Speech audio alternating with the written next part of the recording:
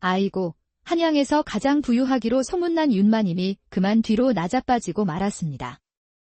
그녀의 눈앞에 놓인 거대한 백자를 본 순간 심장이 멎는 듯했기 때문이지요. 높이가 웬만한 성인 남자의 키만 한 거대한 백자가 아침 햇살에 눈부시게 빛나고 있었습니다. 티 없이 완벽한 순백의 색, 비단결처럼 매끄러운 곡선, 그리고 숨이 멎을 정도로 정교하고 아름다운 세공. 세상에 이런 것이 있을 수 있다니. 윤마님의 비명이 대갓집 마당을 가득 메웠습니다.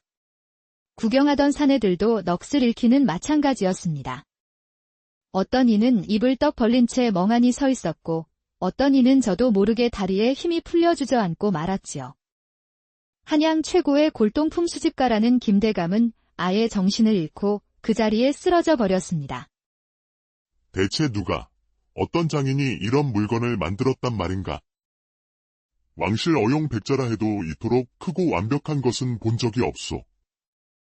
이것은 단순한 백자가 아니라 하늘이 내린 보물이로구나. 사람들의 감탄과 찬사는 끝이 없었습니다. 그런데 사람들을 더욱 놀라게 한 것은 이 거대한 백자의 주인이었습니다. 허름한 삼배옷을 입은 가난한 사내, 그의 이름은 박진우였습니다. 사람들은 믿을 수 없다는 표정으로 진우를 바라보았습니다. 저렇게 남루한 사내가 이런 엄청난 보물을 만들었을 리가 없어. 분명 어딘가에서 훔친 것이 틀림없다. 하지만 진우의 손을 보면 그 모든 의심이 사라졌습니다. 평생 흙을 만지고 뜨거운 불과 씨름한 흔적이 그의 손에 고스란히 남아있었지요. 거칠고 갈라진 손가락, 화상 자국이 가득한 손등. 이 손이야말로 바로 그 거대한 백자를 빚어낸 장인의 손이었습니다. 윤마님이 간신히 정신을 차리고 일어났습니다. 그녀는 떨리는 다리로 백자에 다가가 조심스럽게 표면을 만져보았지요. 차가우면서도 부드러운 감촉에 그녀의 눈에서 뜨거운 눈물이 흘러내렸습니다. 이것을 얼마에 파시겠소? 윤마님의 목소리는 간절함으로 떨리고 있었습니다. 하지만 진우는 조용히 고개를 저었습니다. 팔 수 없습니다. 그럼 얼마를 주면 되겠소? 원하는 대로 말만 하시오. 내 전 재산을 팔아서라도 사겠소. 아무리 많은 돈을 주셔도 팔 수 없습니다. 진우의 단호한 대답에 윤마님의 얼굴이 굳어졌습니다. 그녀는 평생 돈으로 사지 못한 것이 없었기 때문입니다. 그런데 이 가난한 사내는 대체 왜 이 보물을 팔지 않는 것일까요? 그 이유를 알려면 시계를 5년 전으로 되돌려야 합니다. 5년 전 한양 변두리의 작은 도의 공방. 지붕은 여기저기 구멍이 뚫려 비가 오면 물이 뚝뚝 떨어졌고 흙으로 바른 벽은 곳곳이 갈라져 찬바람이 스며들었습니다. 그곳에서 도공 박진우와 그의 아내 이서연이 살고 있었습니다. 서연은 한때 한양에서 손꼽히는 기생이었습니다. 눈부신 외모와 뛰어난 재주로 수많은 양반들의 사랑을 받았지요. 하지만 그녀는 모든 부귀영화를 버리고 가난한 도공 진우를 선택했습니다. 진우의 순수한 마음과 흙을 빚는 정성 어린 손길에 마음을 빼앗겼기 때문입니다. 서연아, 미안하오. 진우가 텅 빈 쌀독을 바라보며 깊은 한숨을 내쉬었습니다.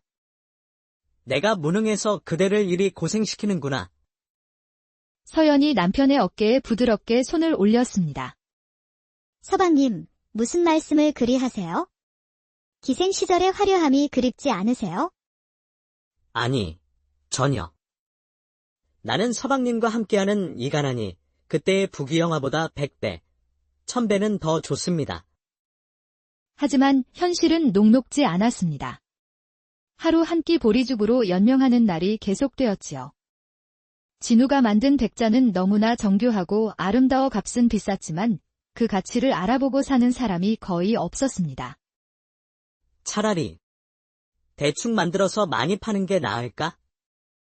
진우가 깊은 고민에 빠졌을 때 서연이 단호하게 말했습니다.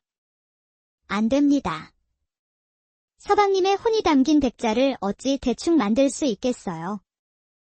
하지만 이대로 가다간 우리 둘 다 굶어 죽을 것 같소. 그래도 예술가의 혼을 잃어서는 안 돼요. 언젠가는 세상이 서방님의 가치를 인정해줄 날이 반드시 올 거예요. 아내의 굳은 믿음이 진우에게 큰 힘이 되었습니다. 하지만 현실의 벽은 너무나 높기만 했지요. 어느 날 밤, 진우가 아내에게 결심한 듯 말했습니다. 한양에 윤마님이라는 분이 계시오. 조선 최고의 도예가로 이름난 분이지. 그분 밑에 들어가 제대로 배우고 싶소. 서연의 얼굴에 그늘이 졌습니다. 그럼 저를 두고 떠나시겠다는 말씀인가요? 5년만, 딱 5년만 기다려 주시오. 반드시 조선 최고의 도공이 되어 돌아오겠소. 서연의 눈에서 눈물이 흘러내렸습니다. 5년이나요? 너무 길어요? 왕실에 납품할 어용백자를 만들 수 있는 실력을 기르려면 그 정도 시간은 좋게 걸릴 것이오. 진우가 아내의 부드러운 손을 잡았습니다. 그의 거친 손과 아내의 고운 손이 마주 잡혔습니다. 그때까지 나를 기다려 주겠소. 서연은 눈물을 머금고 조용히 고개를 끄덕였습니다. 평생이라도 기다리겠습니다. 다음 날 새벽, 진우는 떠날 준비를 했습니다. 서연은 조촐한 보따리를 싸주었지요. 몇 벌 되지 않는 옷가지와 마른 식량, 그리고 바늘과 실이 전부였습니다. 서방님, 이것 좀 가져가세요. 서연이 작은 주머니를 내밀었습니다. 그 안에는 그녀가 기생시절 어렵게 모아두었던 은자 몇 개가 들어 있었습니다. 이걸 내가 어떻게 받겠소? 그대가 어렵게 모은 소중한 돈인데. 아니에요. 지금은 서방님께 더 필요할 거예요. 길 위에서 끼니라도 거르지 마세요. 제발요. 진우의 가슴이 뭉클해졌습니다. 자신을 위해 모든 것을 희생하는 아내 앞에서 뜨거운 눈물이 흘렀습니다. 서연아, 내가 꼭 성공해서 돌아오겠소. 반드시 왕실 어용백자를 완성해서 우리 살림을 일으켜 세우겠소. 그때까지 부디 몸 건강히 지내시오. 서연도 흐르는 눈물을 참지 못했습니다. 서방님도 부디 건강하세요. 너무 무리하지 마시고요. 혹시 몸이라도 아프시면 모든 걸 다 버리고 곧장 돌아오세요. 가난해도 우리가 함께 있으면 되잖아요. 하지만 진우의 의지는 확고했습니다. 이대로는 사랑하는 아내와 평생 가난에 시달릴 것이 뻔했으니까요. 문지방을 넘으며 진우가 뒤돌아보았습니다. 서연이 문설주에 기댄 채 가만히 손을 흔들고 있었지요. 아침 햇살이 그녀의 수척한 얼굴을 비추고 있었는데 왠지 모르게 너무나 쓸쓸해 보였습니다. 다녀오겠소. 기다리고 있을게요. 진우는 더 이상 뒤돌아보지 않았습니다. 뒤를 돌아보면 차마 발걸음을 떼지 못할 것 같았기 때문입니다. 한양으로 가는 길은 멀고 험했지만 진우의 마음속에는 희망이 가득했습니다. 혼잣말, 윤마님 밑에서 열심히 배우자. 꼭 성공해서 서연에게 돌아가는 거야. 며칠을 걸어 마침내 한양에 도착했습니다. 윤마님의 도예 공방은 한양에서도 가장 번화한 곳에 자리 잡고 있었지요. 높은 담장과 위풍당당한 기와집, 그리고 쉴 새 없이 연기를 뿜어내는 거대한 가마들. 진우가 떨리는 마음으로 대문을 두드렸습니다. 누구시오? 백자를 배우러 온 박진우라고 하오. 윤마님을 뵙고 싶소. 문지기가 진우를 위아래로 훑어보았습니다. 남루한 옷차림과 초라한 행색을 보더니 코웃음을 쳤습니다. 쯔쯔, 우리 마님께서 아무나 만나시는 분인 줄 아시오. 어서 돌아가시오. 여긴 당신 같은 사람이 올 곳이 아니오. 하지만 진우는 포기하지 않았습니다. 제발 한 번만 기회를 주시오. 정말 간절히 배우고 싶습니다. 문지기와 한참을 실랑이를 벌이고 있을 때 마침 윤마님이 마당을 가로질러 나오고 있었습니다. 그녀는 40대 중반의 과부로 남편을 일찍 여의고 혼자서 거대한 도예 공방을 꾸려나가고 있었지요. 검은 머리를 단정히 빗어 올리고 값비싼 비단 저고리를 입은 모습에서 범접할 수 없는 위엄이 느껴졌습니다. 무슨 소란이냐? 윤마님의 차가운 목소리가 울리자 진우는 급히 무릎을 꿇었습니다. 마님. 백자를 배우고 싶어 먼 길을 찾아왔습니다. 제발 기회를 주십시오. 윤마님이 진우를 찬찬히 내려다보았습니다. 그리고는 그의 손을 유심히 살펴보더니 고개를 끄덕였습니다. 손을 보니 흙을 만져본 솜씨로구나. 어디서 배웠느냐? 시골에서 혼자 깨우쳤습니다. 윤마님의 눈에 흥미로운 빛이 스쳤습니다. 내가 만든 작품을 가져왔느냐? 진우가 보따리에서 작은 백자 하나를 꺼냈습니다. 윤마님이 그것을 받아 이리저리 꼼꼼히 살펴보았지요. 햇빛에 비춰보기도 하고 손가락으로 두드려 맑은 소리를 들어보기도 했습니다. 기초는 되어 있구나. 하지만 왕실 어용백자를 만들려면 아직 갈 길이 멀다. 그래도 해보겠다면 기회를 주겠다. 진우의 눈이 휘둥그레졌습니다. 정말입니까? 감사합니다, 마님. 하지만 조건이 있다. 윤마님의 목소리가 엄숙해졌습니다. 5년간 이곳에서 일해야 한다. 그동안은 고향에 돌아가는 것도 금지야. 견딜 수 있겠느냐? 반드시 해내겠습니다. 윤마님이 희미한 미소를 지었습니다. 그 미소가 차가우면서도 어딘지 모르게 따뜻해 보였습니다. 좋다. 그럼 내일부터 시작하거라. 먼저 허드레실부터 배워야 할 것이다. 진우가 땅에 엎드려 큰 절을 올렸습니다. 마님의 은혜, 평생 잊지 않겠습니다. 이렇게 해서 진우의 새로운 생활이 시작되었습니다. 하지만 다른 도공들은 그를 곱지 않은 시선으로 바라보았지요. 또 시골뜨기가 하나 굴러 들어왔군. 며칠이나 버틸 수 있을까? 우리 마님의 까다로운 성격을 아직 모르나 보네? 하지만 진우는 그런 말들에 아랑곳하지 않았습니다. 오직 아내 서연과의 약속만을 생각하며 묵묵히 일에 집중했습니다. 첫날부터 고된 일이 시작되었습니다. 새벽동이 트기도 전에 일어나 가마에 불을 지피고 산더미 같은 흙을 반죽하고 넓은 작업장을 청소했습니다. 손이 까지고 등이 끊어질 듯 아파도 불평 한마디 하지 않았지요. 윤마님은 그런 진우의 모습을 묵묵히 지켜보고 있었습니다. 혼잣말, 저 산에 뭔가 다르군. 진우의 하루는 새벽 4시에 시작되었습니다. 첫 딸기 울기도 전에 일어나 가마에 불을 지폈지요. 추운 겨울날 얼음장 같은 찬물에 손을 담그고 흙을 씻을 때는 뼛속까지 시렸습니다. 하지만 진우는 아내의 얼굴을 떠올리며 꿋꿋이 견뎌냈습니다. 이봐, 진우. 흙 좀 더 가져와라. 몰래 돌리는 속도가 왜 그리 느려 터졌어? 가마 온도는 제대로 맞춘 게냐? 다른 도공들은 시기와 질투가 섞인 목소리로 하루 종일 잔소리를 퍼부었습니다. 하지만 진우는 묵묵히 그들의 말을 따랐습니다. 몇 달이 지나자 진우는 비로소 물레를 만질 수 있게 되었습니다. 하지만 물레는 생각처럼 쉽게 돌아가지 않았고 흙은 금세 비뚤어졌습니다. 쯧쯧. 이것도 제대로 못하면서 백자를 만들겠다고. 차라리 고향으로 돌아가는 게 낫겠다. 진우는 자존심이 상했지만 꾹 참았습니다.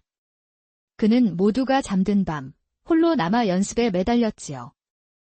달빛 아래에서 물레를 돌리고 또 돌렸습니다. 수백 번을 실패했지만 결코 포기하지 않았습니다. 손가락 끝이 갈라져 붕대를 감고도 연습을 계속했습니다. 그러던 어느 날 윤마님이 작업장을 둘러보다가 진우의 앞에 멈춰 섰습니다. 이것 자네가 만든 것이냐? 윤마님은 진우의 작품을 조심스럽게 들어 올렸습니다.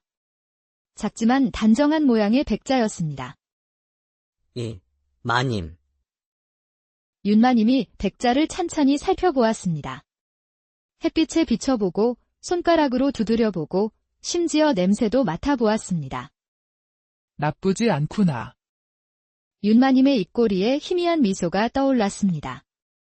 하지만 아직 갈 길이 멀다. 다른 도공들은 어리둥절한 표정을 지었습니다. 칭찬에 인색하기로 소문난 윤마님이 칭찬을 하다니 믿을 수 없었기 때문입니다.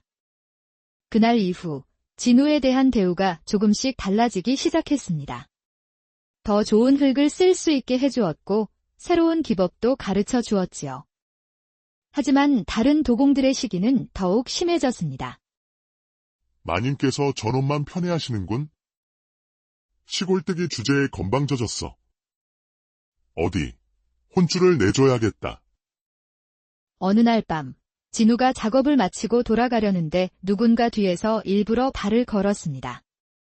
진우가 넘어지면서 하루 종일 공들여 만든 백자가 바닥에 떨어져 산산조각이 나고 말았습니다. 아이고, 미안하다.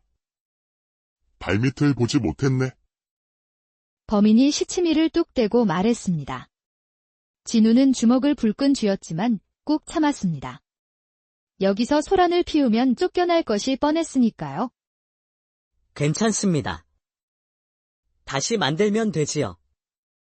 그 모습을 지켜보던 윤마님의 마음이 움직였습니다. 1년이 지나자 진우의 실력은 눈에 띄게 늘었습니다. 이제는 제법 큰 백자도 능숙하게 만들 수 있었지요. 더욱이 그의 백자에는 다른 도공들의 것과는 다른 특별한 무언가가 있었습니다. 혼잣말, 이상하군. 기법은 아직 부족한데 왜 이리 마음을 끄는 것일까? 다른 도공들도 인정할 수밖에 없었습니다. 진우의 백자에는 특별한 온기가 있었거든요. 마치 살아 숨쉬는 듯한 생명력이 느껴졌습니다. 어느 날 윤마님이 진우를 따로 불렀습니다. 진우야. 너에게는 남다른 재능이 있다. 앞으로는 나와 함께 작업하도록 하자. 다른 도공들은 깜짝 놀랐습니다. 윤마님과 함께 작업한다는 것은 최고의 수제자로 인정받는다는 뜻이었기 때문입니다. 감사합니다. 마님. 그날부터 진우는 윤마님의 개인 작업실에서 일하게 되었습니다. 더 좋은 도구와 흙을 쓸 수 있었고 무엇보다 마님의 비법을 직접 배울 수 있었지요. 백자의 생명은 순백함이다.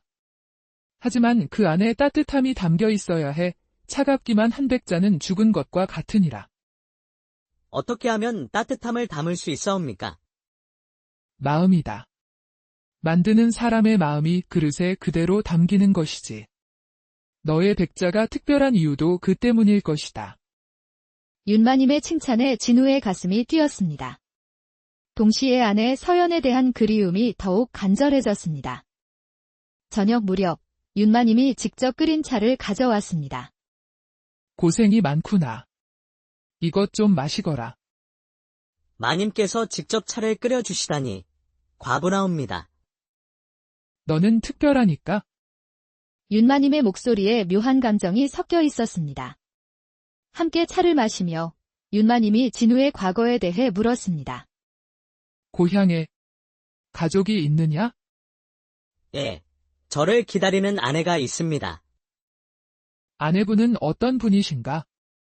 아내 이야기가 나오자 진우의 얼굴이 환하게 밝아졌습니다. 세상에서 가장 아름답고 착한 여인입니다. 저를 위해 모든 것을 희생해 주었지요. 그 말을 듣는 윤마님의 표정이 미묘하게 변했습니다. 그렇구나. 그 후로 윤마님의 태도가 조금씩 달라지기 시작했습니다. 진우에게만 특별한 관심을 보이기 시작한 것이지요. 2년째 되던 해 가을, 어느 날 저녁 최마님이 평소보다 화장을 곱게 하고 진우를 찾아왔습니다. 진우야. 오늘은 특별한 날이란다. 내 생일이거든. 생신이셨군요. 축하드립니다. 미리 알았다면 작은 선물이라도 준비했을 텐데요. 괜찮다. 내가 곁에 있어주는 것만으로도 충분한 선물이야. 그녀는 직접 차린 술상을 가져왔습니다. 좋은 술과 풍성한 안주가 차려져 있었지요. 자네와 단둘이 마시고 싶어서 그랬다. 술잔을 주고받으며 이야기가 깊어질수록 윤마님의 얼굴에 취기가 오르는 듯 했습니다. 진우야. 너처럼 진실한 사람을 만나게 되어 참으로 다행이다. 진우는 당황했습니다. 윤마님의 말투가 평소와 달랐기 때문입니다. 마님, 술을 너무 많이 드신 것 같습니다. 아니, 정신이 아주 또렷하다. 윤마님이 진우에게 가까이 다가왔습니다. 진우야, 솔직히 말하마. 너를 보면 내 가슴이 뛴다. 마님, 무슨 말씀을? 나도 여자다. 남편을 잃고 10년 동안 외롭게 살았다. 그런데 너를 본 후 잊고 있던 감정이 되살아나는구나. 진우의 얼굴이 새빨개졌습니다. 마님, 저는 유부남입니다. 아내에게 충실해야 할 의무가 있습니다. 알고 있다. 윤마님은 쓸쓸하게 웃으며 자리에서 일어났습니다. 그 후에도 그녀의 관심은 계속되었지만 진우는 늘 한결같이 아내에 대한 의리를 지켰습니다. 4년째 되던 해 여름밤. 달이 유난히 밝은 밤이었습니다. 진우가 작업실에서 백자를 만들고 있는데 최마님이 나타났습니다.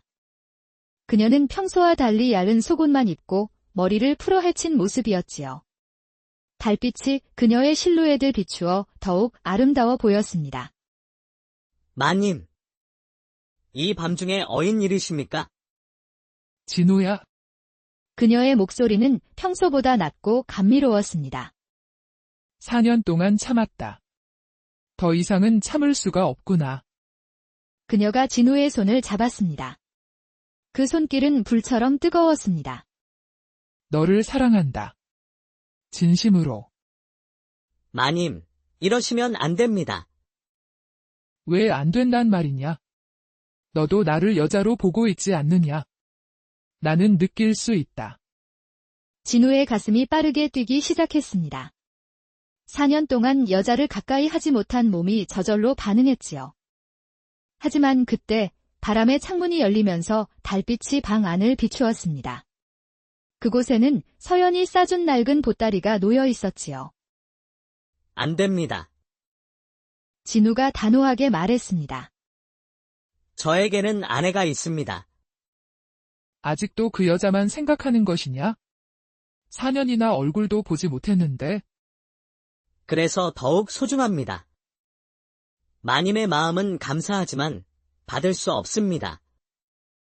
윤마님은 눈물을 흘리며 돌아섰습니다. 그녀가 나간 후 진우는 한참을 그 자리에 서 있었습니다. 하지만 아내와의 약속을 지킨 자신이 자랑스러웠습니다. 마침내 약속한 5년이 다 되어가는 시점이었습니다.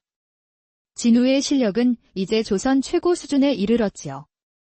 이제 마지막 작품을 만들어 보거라. 너의 모든 기술과 혼을 담은 최고의 백자를 말이다.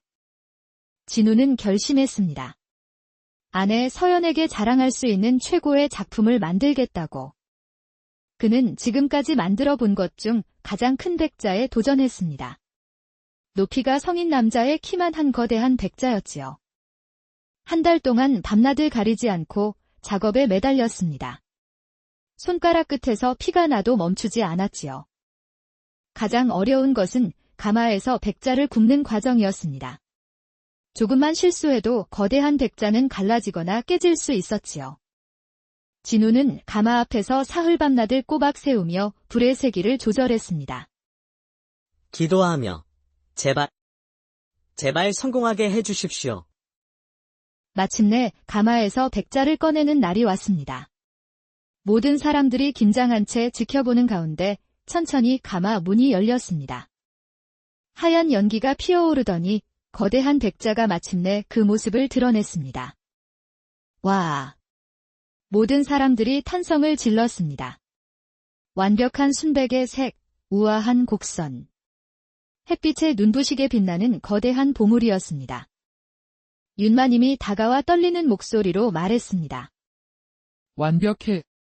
이런 백자는 내 평생 처음 본다. 너는 진정한 천재다. 진우의 눈에 뜨거운 눈물이 고였습니다. 5년간의 땀과 노력이 결실을 맺는 순간이었습니다. 혼잣말, 서연아, 드디어 내가 해냈소. 이제 당신에게 당당하게 돌아갈 수 있소. 다음 날 아침, 윤마님은 약속대로 진우에게 큰 보상을 내렸습니다. 큰 괴짝 안에는 평생 만져보지도 못할 만큼 많은 금은보화가 가득 들어 있었지요. 마님, 이건 너무 많습니다. 내가 만든 백자의 값을 생각하면 오히려 적은 것이다. 그리고 이것도 가져가거라. 그녀가 내민 비단 보자기 안에는 정교한 은장도가 들어 있었습니다. 평생 소중히 간직하겠습니다. 정말 가는 것이냐? 예, 약속한 5년이 다 되었습니다. 마님의 은혜는 평생 잊지 않겠습니다. 나도 너를 잊지 못할 것이다. 부디 행복하여라. 진우는 거대한 백자를 수레에 싣고 정든 공방을 떠났습니다. 뒤돌아보니 윤마님이 아직도 대문 앞에 서서 손을 흔들고 있었습니다. 5년 만에 아내를 만난다는 생각에 진우의 가슴은 설렘으로 가득 찼습니다. 하지만 그는 몰랐습니다. 앞으로 상상도 못할 일이 그를 기다리고 있다는 것을 말입니다. 고향으로 가는 길, 둘째 날 오후였습니다. 강가 마을에서 잠시 쉬고 있는데 비단옷을 차려입은 한 부자가 다가왔습니다. 이보시오. 젊은이, 그 백자, 나에게 팔 생각은 없소. 은자 100개를 주겠소. 은자 100개면 집 몇 채는 살 수 있는 큰 돈이었지만 진우는 고개를 저었습니다. 죄송하지만 팔 수 없습니다. 이것은 제 아내에게 줄 선물입니다. 부자는 아쉬워하며 돌아섰지만 그의 눈빛은 탐욕으로 번들거렸습니다. 셋째 날, 산길에 접어들었을 때였습니다. 갑자기 앞에서 얼굴을 가린 강도들이 나타났습니다. 꼼짝 마라. 그 백자를 순순히 내놓으면 목숨만은 살려주겠다. 진우는 황급히 수레 앞을 가로막았습니다. 안 됩니다. 이것만큼은 절대 내줄 수 없소. 이놈이 죽고 싶으냐? 강도들이 일제히 칼을 뽑아 들고 달려들었습니다. 진우는 필사적으로 저항했지만 수적으로 역부족이었지요. 강도 하나가 진우를 밀치자 그가 넘어지면서 수레도 함께 기울었습니다. 거대한 백자가 위태롭게 흔들렸습니다. 바로 그때였습니다. 저 아래 강가에서 아이의 다급한 비명소리가 들려왔습니다. 살려주세요. 물에 빠졌어요. 살려주세요.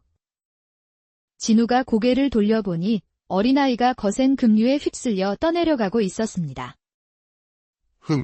저 꼬마가 죽든 말든 우리와 무슨 상관이냐. 어서 백자나 내놔라.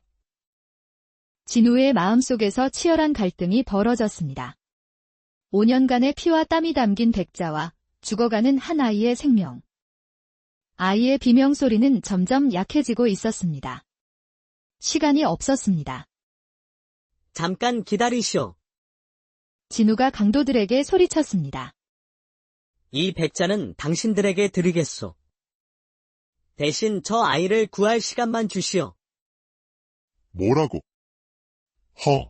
그래. 어차피 우리 것이 될 테니 마음대로 해라. 진우는 옷을 벗어 던지고 주저없이 차가운 강물로 뛰어들었습니다. 거센 물살에 몇 번이나 휩쓸려 갈 뻔했지만 그는 포기하지 않고 아이에게 헤엄쳐 갔습니다. 얘야, 조금만 참아라. 내가 간다. 마침내 아이의 손을 잡은 진우는 마지막 힘을 다해 강가로 헤엄쳐 나왔습니다. 콜록이며 고맙습니다. 아저씨. 정말 고맙습니다. 진우가 안도의 한숨을 내쉬며 뒤를 돌아보았을 때 강도들은 이미 백자를 가지고 사라지고 난 후였습니다. 5년의 노력이 한순간에 물거품이 된 순간 진우는 다리에 힘이 풀려 그 자리에 주저앉았습니다. 하지만 그는 후회하지 않았습니다. 사람의 생명보다 소중한 것은 없으니까요. 그때 멀리서 요란한 말발굽 소리가 들려왔습니다. 화려한 복장을 한 기마대가 이쪽으로 달려오고 있었지요. 그 선두에는 위풍당당한 풍채의 노인이 말을 타고 있었습니다. 도련님, 내 손주야, 괜찮으냐? 할아버지. 아이가 노인에게 달려가 안겼습니다. 진우는 그 광경을 어리둥절하게 바라보았습니다. 할아버지, 저 아저씨가 저를 구해주셨어요. 노인이 진우를 바라보았습니다. 그의 눈빛이 예사롭지 않았습니다. 그대가 내 손자를 구해주었단 말인가? 아닙니다. 당연한 일을 했을 뿐입니다. 당연한 일이라니. 내 유일한 손자의 목숨을 구해준 것이 어찌 당연한 일이란 말인가? 나는 이 나라의 영의정, 김문서라고 하네. 영의정이라는 말에 진우의 머리가 하얗게 변했습니다. 자신이 나라에서 가장 높은 벼슬아치의 외손자를 구했다니 믿을 수가 없었습니다. 그런데 강도들이 자네의 무엇을 가져갔는가? 제가 5년 동안 공들여 만든 백자를 가져갔습니다. 아내에게 주려던 것입니다. 영의정의 눈빛이 번뜩였습니다. 그렇다면 자네는 그 귀한 백자를 포기하고 내 손자를 구해주었단 말이냐? 예, 대감마님. 물건보다 사람의 생명이 더 소중하니까요. 영의정은 깊이 감동했습니다. 세상에 이런 의인이 있다니 내가 이 은혜를 어찌 갚아야 할지 모르겠구나. 원하는 것이 있다면 무엇이든 말해보아라. 내가 무엇이든 들어주겠다. 아닙니다. 대감마님. 보답은 필요 없습니다. 며칠 후 진우의 고향 마을에 한양에서 온 거대한 행렬이 도착했습니다. 영의정이 직접 진우를 찾아온 것이었지요. 박진우는 내 손자의 목숨을 구한 은인이다. 이에 내가 특별한 상을 내리노라. 수레에서 금은보화, 비단, 쌀, 그리고 넓은 토지 문서까지 수많은 선물들이 쏟아져 나왔습니다. 대감마님, 이건 너무 과분합니다. 과분하지 않다. 내 손자의 목숨값에 비하면 이것도 부족하다. 그리고 이것도 바꿔라. 영의정이 내민 보자기를 풀자 그 안에는 정육품 벼슬의 관복이 들어 있었습니다. 오늘부로 자네를 궁중도공으로 임명한다.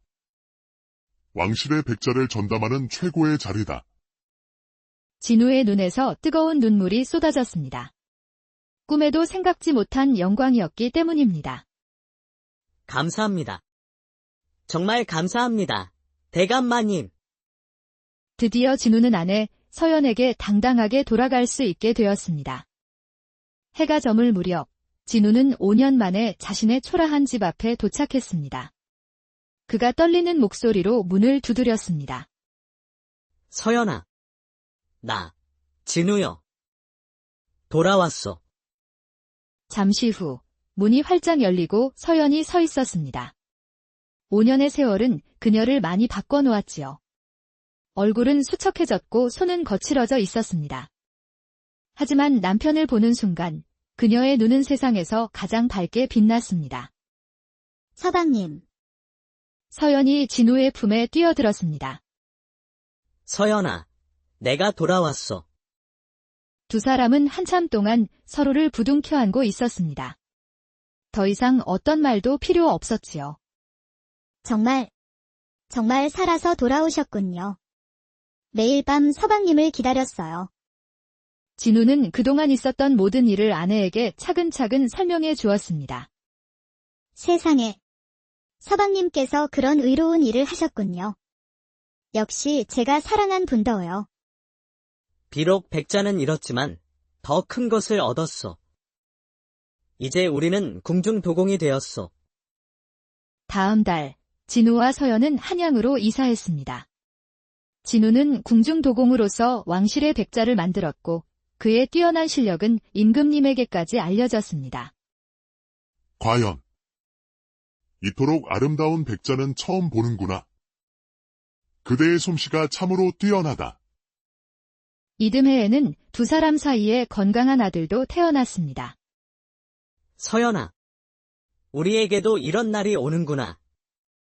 시간이 흘러 진우는 조선 최고의 도공이 되었습니다. 그의 작품은 후세에까지 전해질 명작이 되었지요. 하지만 진우가 가장 자랑스러워한 것은 자신의 작품이 아니었습니다. 바로 의로운 일을 했다는 것, 그리고 사랑하는 가족과 함께한다는 것이었지요. 아버지, 어떻게 하면 아버지처럼 훌륭한 사람이 될 수 있어요? 어느 날 아들이 묻자 진우는 아들을 무릎에 앉히고 말했습니다. 아들아, 뛰어난 기술보다 더 중요한 것이 있단다. 그것은 바로 선한 마음을 가지는 것이지. 어느덧 3년의 세월이 흘렀습니다. 궁중에서 전국의 명장들이 모여 작품을 선보이는 큰 행사가 열렸지요. 그곳 구경꾼들 중에 낯익은 얼굴이 보였습니다. 바로 윤마님이었지요. 행사가 끝난 후 두 사람은 조용한 정원에 앉아 이야기를 나누었습니다. 자네가 궁중 도공이 되었다니 정말 자랑스럽구나. 모두 마님 덕분입니다. 아니, 자네의 실력과 그 선한 인품 덕분이지. 마님께서는 요즘 어찌 지내십니까? 나도 좋은 분을 만났단다. 자네가 내 마음을 거절해준 덕분에 진짜 사랑이 무엇인지 깨닫고 새로운 인연을 찾았지. 그때 서연이 남편을 찾아왔습니다. 진우는 두 사람을 서로에게 소개시켜 주었지요. 정말 아름다운 분이시군요. 진우가 그토록 당신을 그리워한 이유를 알겠습니다. 과찬이십니다. 마님. 세 사람은 함께 차를 마시며 이야기를 나누었습니다. 과거의 모든 일들이 용서되고 이해되는 순간이었지요. 윤마님이 떠난 후 서연이 물었습니다. 서방님, 어떤 분이셨어요? 진우는 잠시 망설이다가 아내의 손을 꼭 잡고 말했습니다. 좋은 분이었소. 하지만 당신만큼은 아니었지.